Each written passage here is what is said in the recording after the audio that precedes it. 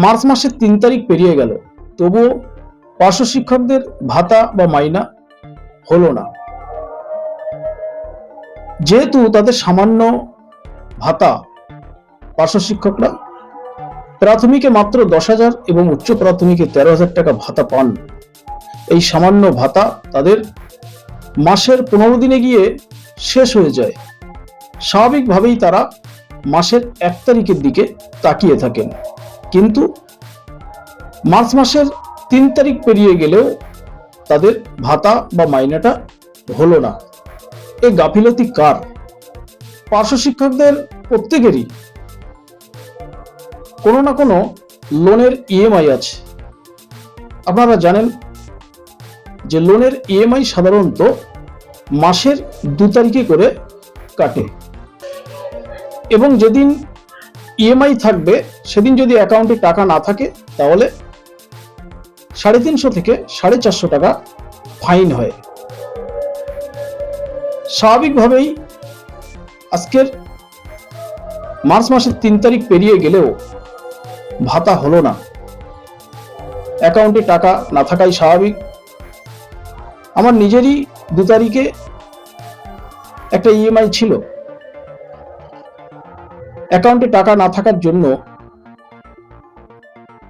450 টাকা ফাইন হলো। এবার ভাবুন তো, এই সামান্য ভাতা, তার উপরে যদি এই 450 টাকা ফাইন হয় তাহলে কতটা কষ্টকর বলুন।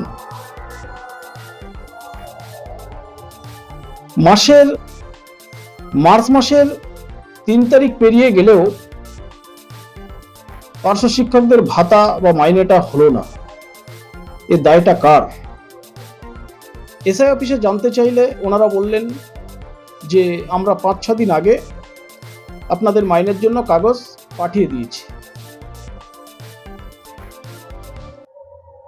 কিন্তু পরে শোনা যাচ্ছে যে সমগ্র শিক্ষা থেকে নাকি 2026-27 শিক্ষাবর্ষের ফান্ড আসেনি বা টাকা আসেনি।